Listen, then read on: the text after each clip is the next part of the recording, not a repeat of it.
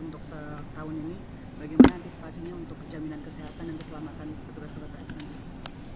Sebagaimana kita ketahui pada pemilu serentak pertama kali ya, untuk memilih 5 jenis pemilu di 2019, itu ada lebih dari 800 orang yang mengalami kecelakaan kerja, diantaranya meninggal. Situasi itu sudah kita evaluasi dan berdasarkan riset atau penelitian yang ada menunjukkan bahwa kecenderungannya yang meninggal ini usianya di atas 50 tahun. Yang kedua, hampir semuanya yang meninggal adalah mengidap komorbid atau ada penyakit bawaan, dan berdasarkan studi itu juga ditunjukkan ada 3 peringkat tinggi. Yang pertama adalah serangan jantung, yang kedua adalah hipertensi atau tekanan darah tinggi, kemudian yang ketiga adalah diabetes. Nah, berdasarkan pengalaman itu dan berdasarkan hasil evaluasi itu sudah digunakan bahan perbaikan oleh KPU, diantaranya pada waktu Pilkada 2020, yaitu Pilkada dalam situasi COVID ya. Kemudian KPU mengambil kebijakan bahwa para petugas KPPS ini usianya paling tinggi adalah 50 tahun, kemudian dalam kondisi sehat.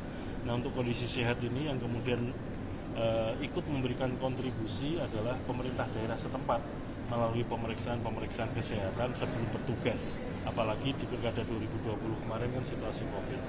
Langkah tersebut dilanjutkan oleh KPU untuk rekrutmen anggota KPPS 2024 ini, usianya kita batasi paling tinggi 55 tahun dan dalam kondisi sehat. Dalam kondisi sehat ini juga pemerintah daerah memberikan dukungan berupa pemeriksaan kesehatan, fasilitasi medis kepada para badan ad hoc. Demikian juga untuk jaminan sosial bagi penyelenggara pemilu, Presiden telah menerbitkan Instruksi Presiden nomor 2 tahun 2021 tentang jaminan sosial ketenagakerjaan. Instruksi Presiden ini ditujukan kepada para menteri, kepada kepala daerah, gubernur, bupati, wali kota se-Indonesia, yang pada intinya salah satu jenis pekerjaan yang diberikan jaminan sosial itu adalah penyelenggara pemilu yang dibiayai oleh anggaran pemerintah daerah masing-masing. Mengapa? Karena yang menjadi anggota penyelenggara pemilu kan warga dari daerah setempat ya.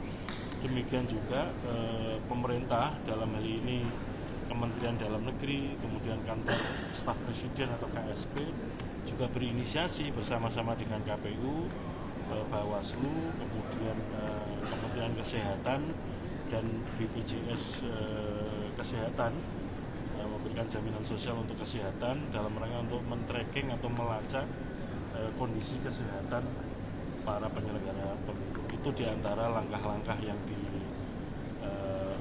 langkah-langkah kebijakan yang diambil KPU dalam mempersiapkan KPPS di seluruh Indonesia.